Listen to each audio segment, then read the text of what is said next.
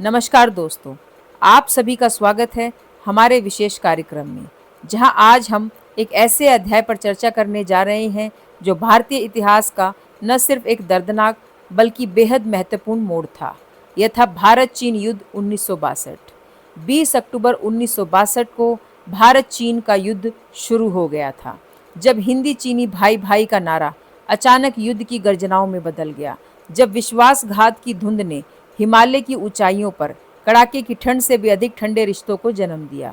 यह सिर्फ एक युद्ध नहीं था, यह एक चेतावनी थी, एक झटका था और शायद सबसे बड़ा सबक भी।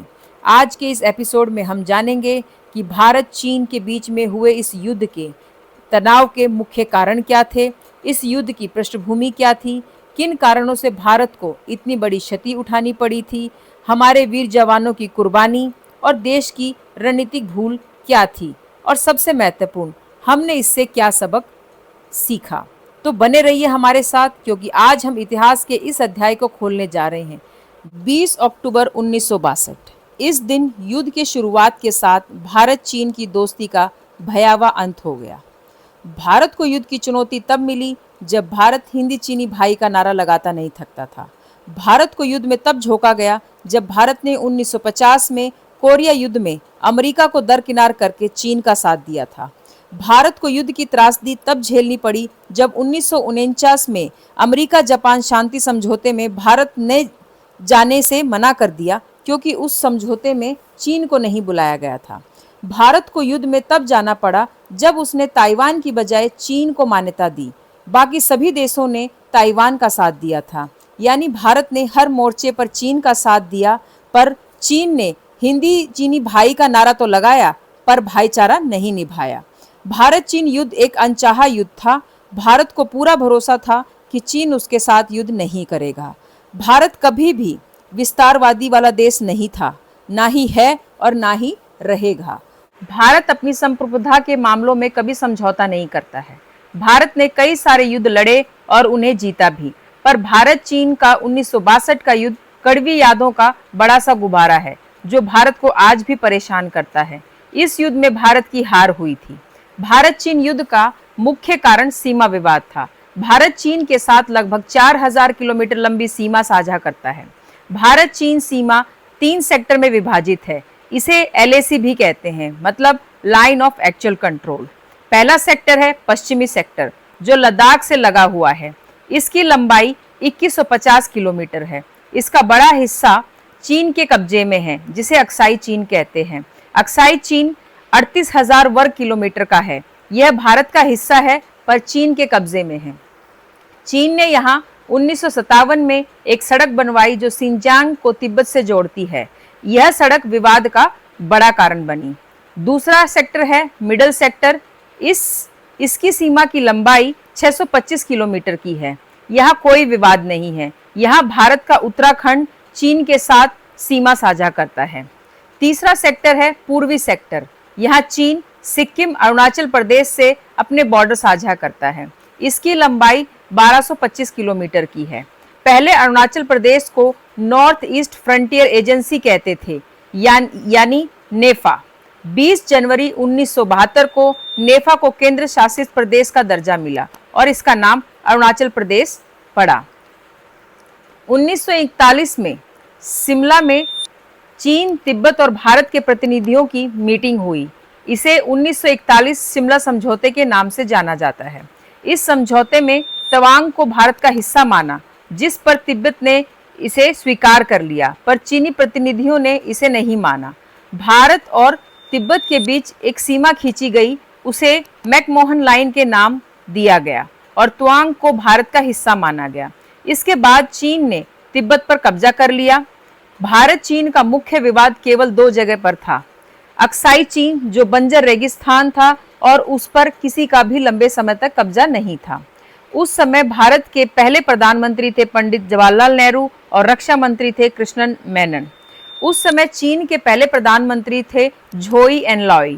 29 अप्रैल 1954 को दोनों देशों ने पंचशील समझौते पर हस्ताक्षर किए।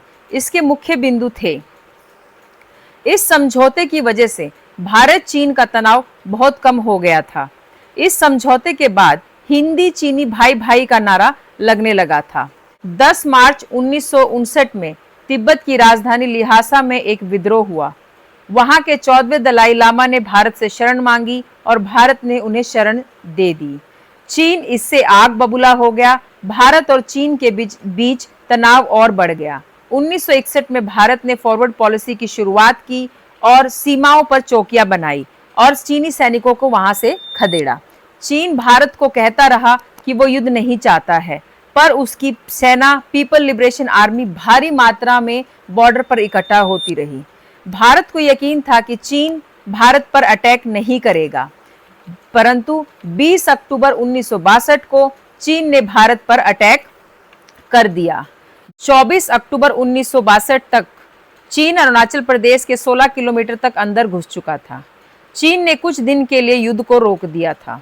उस समय के भारत के प्रधानमंत्री पंडित जवाहरलाल नेहरू ने 24 नवंबर 1962 को अमेरिका के प्रेसिडेंट को पत्र लिखा और उन्होंने लिखा कि चीनियों ने नेफा के बहुत बड़े हिस्से पर कब्जा कर लिया है और वो लद्दाख में चुसाल पर भी कब्जा करने वाले हैं। भारत का चीन के हमले से निपटने के लिए यातायात और युद्ध विमानों की जरूरत है।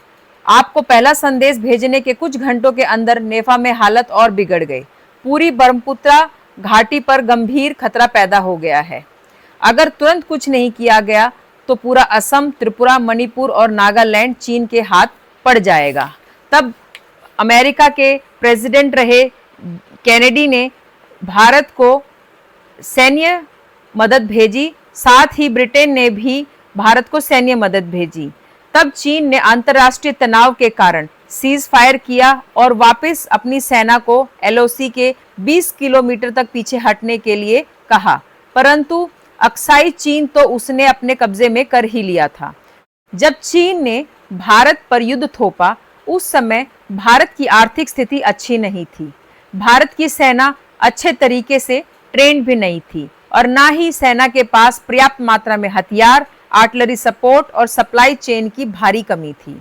भारतीय सैनिकों के पास ठंड में लड़ने के लिए ना ही अच्छे कपड़े थे, न ही हथियार थे और ना ही पर्याप्त मात्रा में खाना था।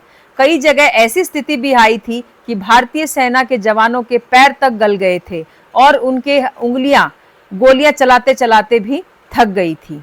चीन की सेना भारतीय सेना से दोगुनी मात्रा पर सीमा पर मौजूद थी। भारत की कमजोर नीति और नेताओं और सेना के बीच में खराब तालमेल की वजह से भारत यह युद्ध हारा था। इस युद्ध में भारत को और चीन को दोनों को ही भारी नुकसान हुआ था। सबसे ज्यादा नुकसान भारत को उठाना पड़ा था। भारत के लगभग 1383 सैनिक शहीद हुए थे, 1047 सैनिक घायल और लगभग 3900 सैनिक युद्धबंदी बनाए गए थे। यहीं पर चीन के लगभग 722 सैनिक शहीद हुए थे और 1050 सैनिक घायल हुए थे। उसके बाद भारत ने अपने में बहुत बड़ा बदलाव लाया, सेना का आधुनिकीकरण शुरू किया, इंटेलिजेंस सिस्टम और बॉर्डर सिक्योरिटी को मजबूत किया। भारत ने अपने कूटनीति रुख को और अच्छा किया। शांति की आशा रखना अच्छी बात है, लेकिन सुरक्षा की तैयारी हमेशा मजबूत होनी चाहिए। यह इतिहास का वो अध्याय है जिसे भुलाया नहीं जा सकता और ना ही दोहराया जाना चाहिए। आपका